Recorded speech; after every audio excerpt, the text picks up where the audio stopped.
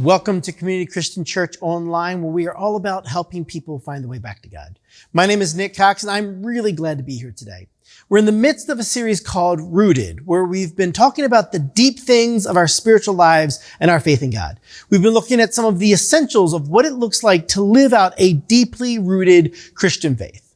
You'll see lists online all the time when you're scrolling around. I'm guessing people must click on these because they're kind of all over the place. They're, like top 5 listings, like top 5 essentials for your wardrobe for winter, or 5 essential ways to increase customer satisfaction, and 8 essential places to visit in Kansas City, and 10 essential things to do with your new puppy. They're all over the place. You know what I mean? And I came across one the other day, and it was 5 essential favors for fall that aren't pumpkin spice, right? So 5 flavors for fall that aren't pumpkin spice. All right. So you ready for this? Number 5 is apple. Totally can get behind that, right? It makes sense. Apple cider, apple pie. You got apple festivals, apple picking. Totally there with that. 4 is salted caramel, which now we're talking, right? Like I have a bit of a sweet tooth, and then you mix 4 and 5 together, you get a good salted caramel apple. Like, yes, sir. That sounds good to me. Number 3 is radicchio. And I don't know about you, but I had to Google to see what radicchio is. It's a type of red cabbage. I'm not sure if that made your list. I don't think it would have made my list. Number 2 is pear, which I guess we already have apples. I don't necessarily need another fruit there, but whatever. It's not radicchio. And number 1 is cinnamon. So you kind of brought it back around strong. I think cinnamon's a real strong kind of fall flavor. I think there's a reason lists like that are so much fun, because it's nice to have this large topic kind of boiled down to its core. What are the top things? That's kind of what this series has been all about when it comes to our faith. What are the essentials, the deep roots of what we believe? And what I'm going to talk about today is one of those deeply rooted essentials of the Christian faith, but I don't think it's one we pay quite as much attention to. Our world and our culture doesn't celebrate it. Our own minds rebel against it. I want to take some time today to talk about humility. Humility, I think most of us would say, is a virtue. If you were going to make a top 10 list of virtues a person could work toward, I bet humility would make a lot of people's list.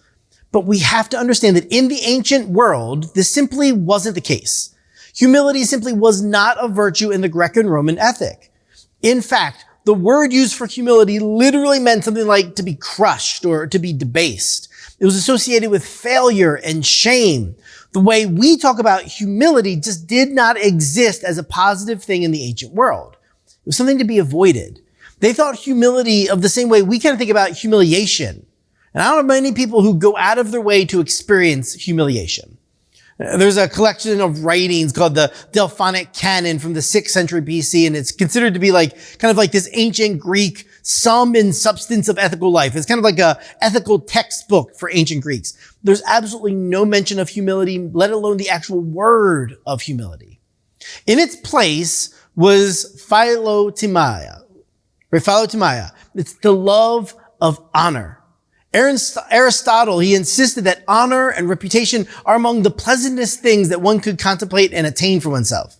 And the logic, of course, makes sense. If you achieve great things, it only makes sense that you would get recognition for it. Achievement deserves public praise. Success deserves receiving public honor. It's not that the people of the ancient world were never humble. They would talk about maybe being humble before their gods because they thought, the gods could kill you. And humility was probably advisable before an emperor, largely for the same reason, they could have you executed. But humility before an equal? That wasn't something desirable. Humility toward a lesser person was absolutely unthinkable. It upset the assumed equation that merit demanded honor, so therefore honor was proof of merit, kind of the transitive property there.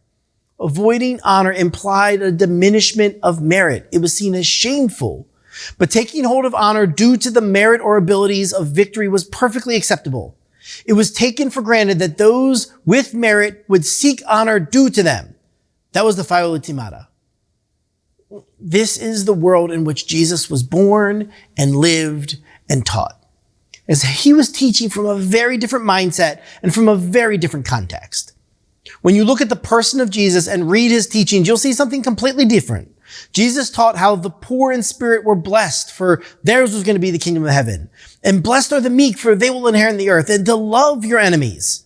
If someone strikes your right cheek, turn to him the other one also. On another occasion, Jesus seems to delight in kind of turning upside down this ancient notion of greatness and servitude. And Jesus' followers, they were busy having an argument about which one of them was the greatest, which one deserved the most honor to be seated at his right hand and his left hand, which were places of distinction. And Jesus flips the whole thing over and says, whoever wants to become great among you must be your servant. Whoever wants to be first must be slave of all. For even the Son of Man did not come to be served, but to serve and to give his life as a ransom for many. Over and over, Jesus points not to the gaining of honor, but to what things are held in honor in the kingdom of heaven. But perhaps nothing highlights Christian humility more than Jesus' execution on the cross. Crucifixion was the ancient world's ultimate punishment. It was reserved for political rebels and slaves, people who were viewed as just kind of the lowest of the lows. There was 3 official forms of capital punishment in the ancient world: crucifixion, decapitation, and being burned alive. And crucifixion was regarded as the most shameful and the most brutal, the most humiliating. Victims were usually scourged with a leather strap. They were stripped naked. They were led to a public place. They were nailed to a large wooden beam where they would endure for hours, sometimes days. Just this ultimate humiliating death. And this is the death that the followers of Jesus saw their master face. The greatest man they had ever known was brought down to the lowest place the Roman world could envision: death by crucifixion. Jesus, through his crucifixion, was forcing his followers, both then and now, to rethink the entire honor-shame paradigm. Ancient Mediterranean cultures pursued honor and avoided shame at all costs. Honor was proof of merit. Shame was proof of worthlessness. But what does this say about a crucified Jesus? That was the question confronting early Christians in the ancient world. And it continues to be a question that everyone that encounters Jesus must face. This great contradiction between the Son of God, the all-powerful, the mighty one, killed shamefully and disgracefully and in humiliation on a brutal Roman cross. Logically, they had kind of 2 options. Either Jesus was not as great as they first thought, that he was less than he claimed to be, and that crucifixion was evidence of his insignificance, or the very notion of greatness and honor and glory itself had to be redefined to fit with the fact of this seemingly shameful end. And you can tell there are people in the early church that are wrestling with this dynamic. The Apostle Paul wrote in the Bible to help people understand this new definition of humility and choosing to think of others better than themselves.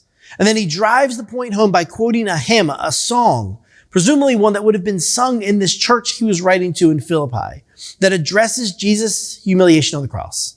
This is what he writes: "Do nothing out of selfish ambition or vain conceit, but in humility consider others better than yourself.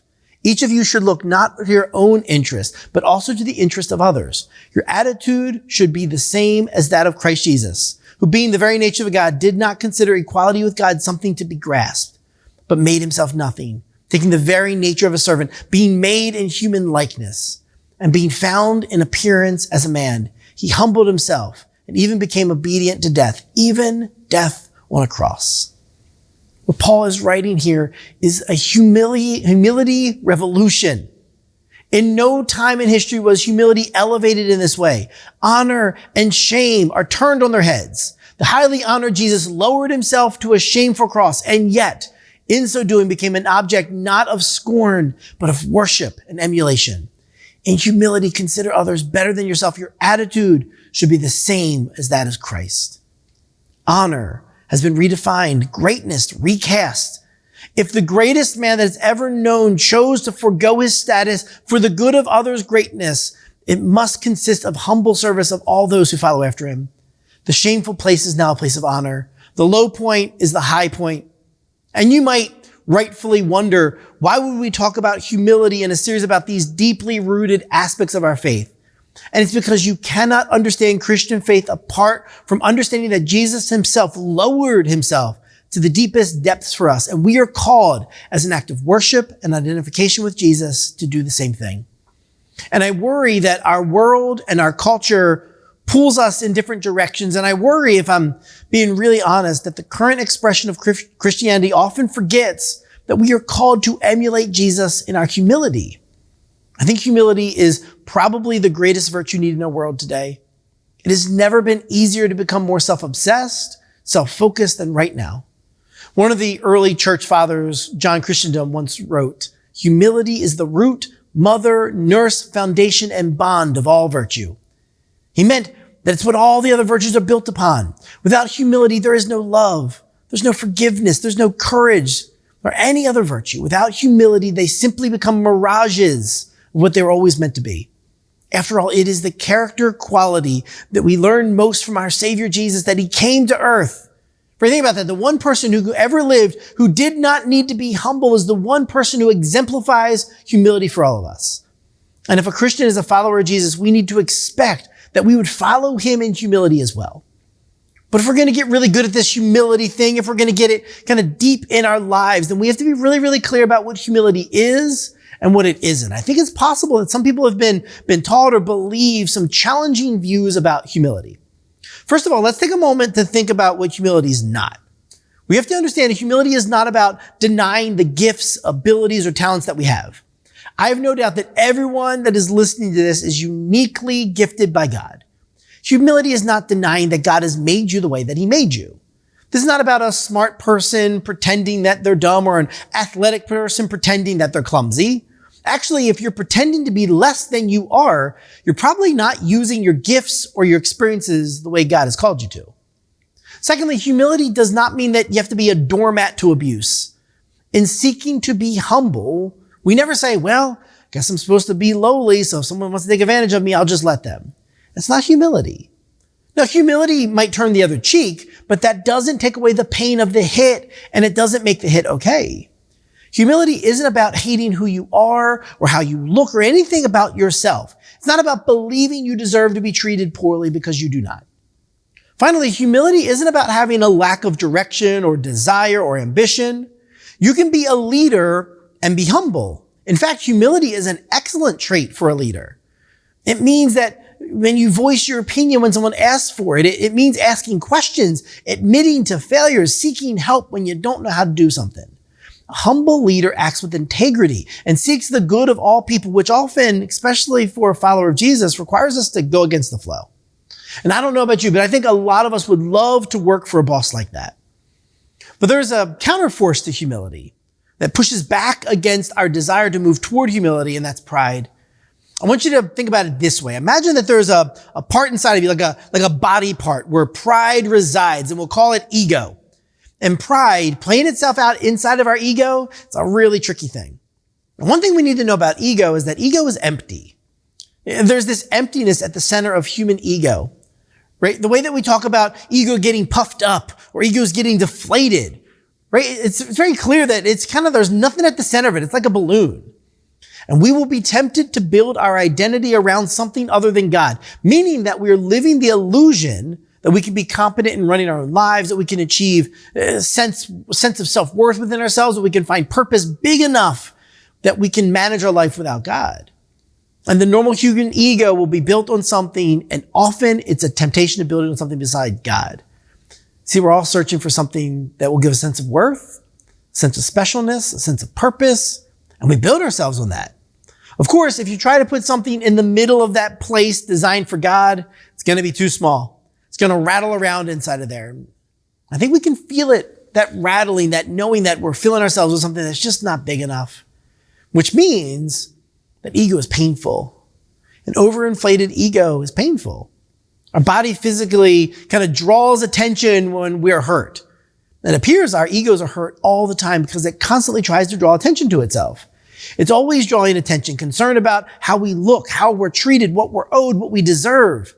Every time our ego takes a hit, it hurts. It's terribly hard to go throughout a day without my ego being hurt or feeling bruised or feeling slighted in some way or another, even just feeling embarrassed. And so we need to constantly address the pain of our egos, defending ourselves and our worth and our value, because like a balloon, we can't let that ego deflate, which means our ego is really busy. Our ego is never happy. It's always drawing attention to itself. It's incredibly busy trying to fill the emptiness. Paul, who we were talking about before, he writes this letter to this church at Corinth about how the people are constantly trying to puff themselves up. And they're very concerned about comparing themselves to other people and boasting. The natural position of my ego as we deal with its emptiness and pain is to compare ourselves with other people all the time. You see, pride, particularly when it plays out in our ego, is by nature competitive. Pride gets no pleasure out of having something, just having more of it than someone else.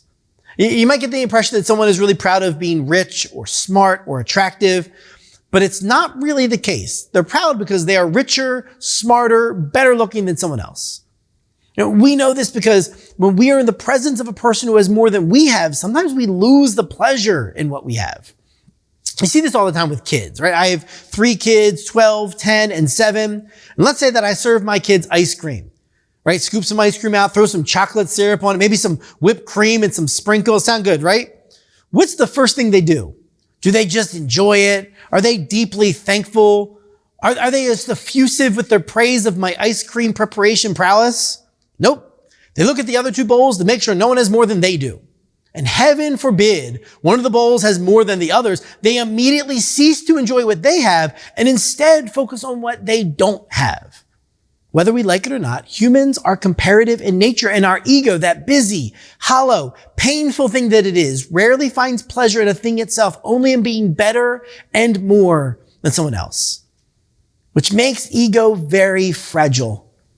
Not only is our ego empty, not only is it painful, not only is it busy, our ego is fragile. Again, think about a balloon. When a balloon is inflated, it's much more susceptible to popping. And so our ego tends to bounce back and forth between being overinflated, being deflated, continuously moving between those 2 states, neither of which God intends for us, and neither of which feels very good at all. So how do I take this painful, busy, fragile body part of mine and turn it into like an appendix, like this organ I don't even care about, I don't even notice. In fact, you can take it out and I wouldn't even need it. How do we get there? Again, the Apostle Paul deeply understood Christian humility that we've been talking about, and he wants to make sure that other followers of Jesus understand it too. Now, let's take a look again at Paul's writing, and this is in the book of 1 Corinthians, and we're going to be in chapter 4. This is what Paul writes. I care very little if I am judged by you or by any human court. Indeed, I do not even judge myself. My conscience is clear, but that does not make me innocent. It is the Lord who judged me. So, one of the ways we develop Christian humility and combat against pride is by recognizing where our identity comes from. Paul knows that he is a man of many flaws. However, this is not the point. His sins and his identity are not connected. He does not play that game. He does not see a sin and let it destroy his sense of identity. He will not make the connection. Neither will Paul connect an accomplishment to his identity. He sees all kinds of sins and accomplishments within himself, but he refuses to connect them with who he is. This isn't about pretending that they're not there. It's about refusing to allow either of them frame who he is. His sin is not going to stop the things that he has been called to do, neither will his victories. And Paul says, I don't care what you think. In fact, I don't care what I think. His ego is not puffed up. Instead, he is filled up with his purpose and identity in God. And this is the true expression of humility. Paul is reaching a place where his ego is no longer drawing attention to itself, no longer demanding to be inflated or demanding the spotlight. C.S. Lewis, he puts it so beautifully when he writes this. The thing we would remember from meeting a truly gospel-centered person is that they would be totally interested in us. Because the essence of gospel humility is not thinking more of myself or less of myself. It is thinking of myself less. And that's the real secret of Christian humility. It's not about thinking about myself as less than other people. It's about thinking about myself less often. Tim Keller wrote a beautiful little book, and it's called The Freedom of Self-Forgetfulness. Humility, true Christian humility, leads to the freedom of self-forgetfulness, the freedom of not having to literally or metaphorically keep checking in the mirror to see how I'm doing, to how am I measuring up, monitoring the inflation level of my ego. You see, the problem with ego and the concept of self-esteem is that whether it's our self-esteem is high or our self-esteem is low, every single day and every single interaction becomes a courtroom. How am I doing today? How am I measuring up? How's my performance? And so we constantly have to ask questions and measure ourselves, and it's just a misery. I can't live up to my parents' standard, and that kind of makes me feel terrible. And I can't live up to your standards, and that makes me feel kind of terrible. And I can't live up to social media standards, and that makes me feel kind of terrible. Perhaps the solution is make my own standards. But but I can't keep them either. I guess I can make my standards really, really low, but then I feel kind of terrible because I realize I'm the kind of person who has to set really, really low standards. I hope you can see this for the trap that it is. It doesn't work and it never will. Every day we are constantly under review. And this is the beautiful freedom Jesus offers us, and it's the beautiful freedom Paul is writing about. What Paul is saying is that the outcome, the verdict, it comes before the performance. The outcome is already determined. I'm a child of God who has been fully adopted into the family of God. That's the verdict, and it's already in. For Paul and for us, this is the freedom of humility. It is the freedom of not having to measure to some artificial standard because the verdict is already in. Can you imagine how freeing it would be to not have to worry about what other people think or even what you think about yourself? Paul knows that other people's judgments can't be trusted. He knows his own judgment can't be trusted. So what does he trust? The judgment of God. You see, the verdict is in, and God loves you and he accepts you and he longs to adopt you. That's already settled. And now I perform on the basis of that verdict, on the basis of that conclusion, not to earn it, but because it already is there. It already exists because he loves me and he accepts me. And I do not have to do the things to build up my resume. I don't have to do the things that make me look good. I can do the things for the joy of them because God has called me to do them. I can help people, not so that I feel better about myself, not so that I can fill up some emptiness of my ego or to create a larger gap between myself and whoever I'm comparing to. No, because it's what God's called my life to. And in light of God's love in my life, there is true freedom. The Christian humility we are called to, this beautiful freedom of self-forgetfulness, is not needing to think about myself so much, not needing to connect things to myself. It is an end of thoughts like, I'm in a room with these people. Does that make me look good? How do they see me? Am I attractive enough? Am I smart enough? Am I impressive enough? Do I even want to be here? Truly gospel-centered humility means I can stop connecting every experience and every conversation with myself. In fact, I can stop thinking about myself so much. The freedom of self-forgetfulness, the blessed rest that only self-forgetfulness brings, is that deep humility. In the book of James in the Bible, we read that God opposes the proud, but gives grace to the humble. And that word grace in Greek is the word charis. And what it means in Greek is the things that bring joy and pleasure and delight and sweetness and charm and loveliness. I think in a very real way, when we are humble, when we have found this amazing freedom of self-forgetfulness, that sort of grace and the joy and the delight and the freedom it brings is exactly what God offers us. I want to challenge us to remember that we are playing a game that's already been won. If you were an athlete and you knew that the game was already won, imagine the freedom that might evoke, the boldness you could play with, the joy you could experience when the stress of winning or removing it's just winning or losing is gone. It's already won. You woke up today and the game was already won. The verdict is already in. What would you do if it really didn't matter what other people thought about you? What would you do if it really didn't need to be proven right? What would you do if your opinion didn't need to be better than someone else's opinion? Who would you serve and love and care for if you were freed to do so with a bold abandon? What would happen if all the mirrors in your house just stopped working? If you were free to remember that God already adopted you and there was nothing you could do to earn it and there was nothing you could do to disqualify yourself from it, what would you do in light of that freedom? One of the places I might recommend is paying attention to the times when your focus turns toward yourself. In the midst of a conversation, how often do you find that you shift the topic onto yourself? How often are you paying attention to what other people are saying? And how often are you worried about how you might be perceived? How often is it about you? And then you have to ask, what part of me is this feeding? Am I lonely? Am I insecure? Do I feel the need to be impressive, to look strong? Am I being fearful? What am I seeking from this moment that this interaction is feeding? Because if I deeply know the part of myself that these moments are feeding, then I can ask where I need God to turn my focus and attention to Him. That He can turn my view to Him and what He means in my life, the identity He has given to me. And then pray to God to remind you of the freedom you have in Him, the freedom to release yourself from judgments of others, the freedom to release yourself from judgment from yourself because of the identity found in Jesus. For some people, this is exactly what the act of worship does for them. It's a chance to set aside some time and to be reminded to turn our eyes to God, the great freedom we have in Jesus, the songs, the teaching, the connection with other followers of Jesus. It gives us an opportunity to set aside our egos, to be reminded of the amazing freedom of self-forgetfulness. It's also one of the powerful reminders we have in communion.